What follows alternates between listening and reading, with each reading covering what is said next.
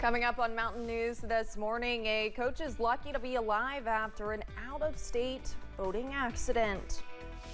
And an Eastern Kentucky Police Department is doing its best to remember a fallen officer. Dedicated to Eastern and Southern Kentucky, this is WYMT Mountain News This Morning. Good morning, I'm Olivia Calfee. We are coming up on 5 a.m. on Friday, June 21st.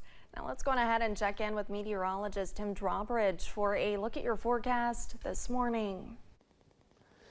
Good morning, Olivia. Good morning, everyone. The fog, not an issue outside our door this morning just yet. Temperature-wise, we're sitting at a very comfortable, or at least a more comfortable, 64 degrees. Check out the visibility toward Ashland. Problems your way again this morning.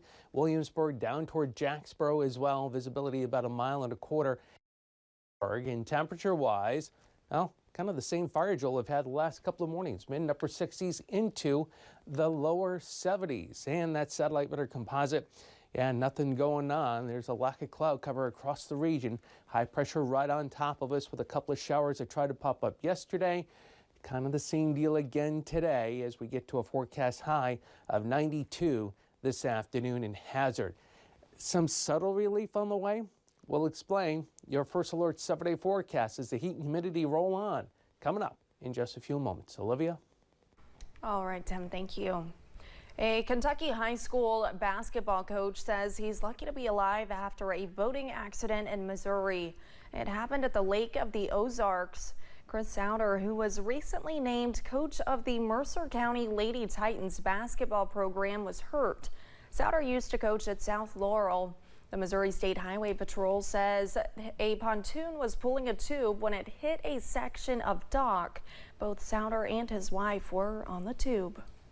You know, he texted back and said that we are lucky to be alive and the good Lord just wasn't ready to bring us home. And I just, to read something like that, I knew that, you know, he was counting his blessings that he made it through it as far as surviving it. Souter suffered a broken hip and pelvis and a knee injury. His wife was not injured in the accident. A Pikeville Police Department is working on a new outreach honoring fallen officer Scotty Hamilton as they beat the summer heat. Hamilton's cruiser was retired after his line of duty death in 2018. Now it is hitting the street again, educating and entertaining families while delivering popsicles to kids around the city. Officers say the idea is just another way to keep Hamilton's memory alive and make sure the hero is always part of the patrols.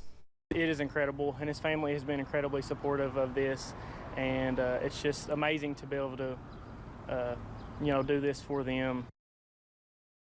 The department is also accepting donations for the outreach, hoping to keep the sweets flowing from Scotty's trunk this summer. It was a hot evening for the second Thursdays on the Grand event in downtown Hazard. The Appalachian Arts Alliance hosted several vendors, local artists, and live music. WYMT's Neely Green was there and spoke to some of those attending last night's event. September 2015. The historic Grand Hotel building in downtown Hazard goes up in flames. Fast forward nearly 9 years later, the place where people once gathered to stay overnight is now a gathering place again. It was such a big part of our downtown, so to lose it to the fire several years ago was a big hole, and so we didn't want to lose that history along with that building.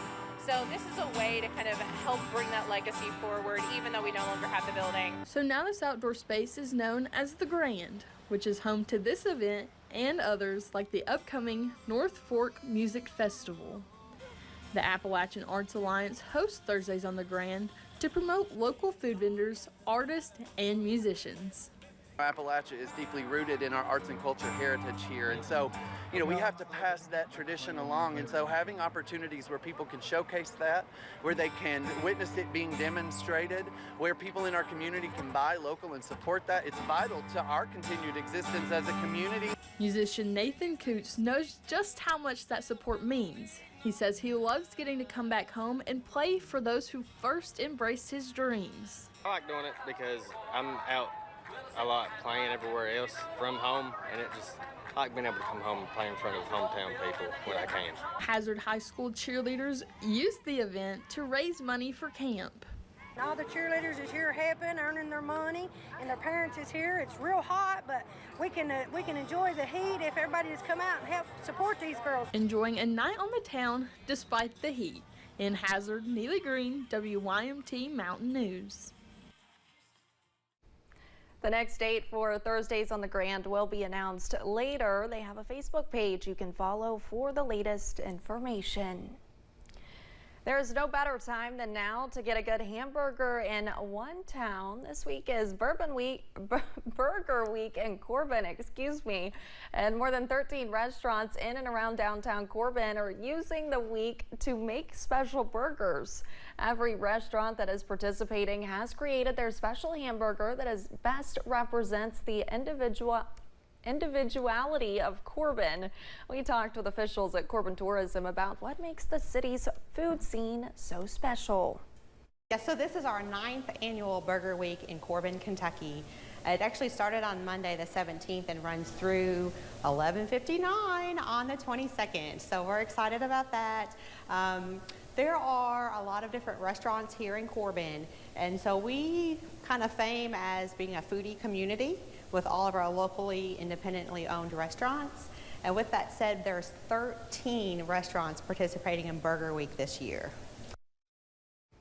All 13 restaurants are competing against each other, and at the end of the week, the best restaurant with the best burger will be crowned the winner. And speaking of food, today is Food Truck Friday at the London Farmers Market. More than 12 food vendors from London and surrounding areas are giving the community and tourists a taste of what London has to offer. But officials with London Tourism and Parks say there is much more than food at Food Truck Friday. We're very excited to have the first Food Truck Friday event of the summer. And it will be hosted at the Farmers Market tomorrow evening starting at 5 p.m. and that is located right off of Main Street here in London, across from the London Community Center. And we're super excited. We have over a dozen food truck vendors registered and will be in attendance tomorrow, offering a variety of food, drinks, and sweets for everybody to enjoy. Officials with London Tourism and Parks say the event is a great opportunity for people in the community to come out and enjoy good food and good company. Thanks for getting your day started with us here on Mountain News this morning. When we return, we'll take a look at why the summer solstice came a day early this year. In the meantime, hold on a second. Burger Week in Corbin? Oh, that sounds so good right now. We're talking about a few areas of fog right now. How about the rest of the day? Do we sizzle again, flirting with 90? We'll let you know. First Alert 7-day forecast. Yeah, that burger sounds really good. All coming up right after this.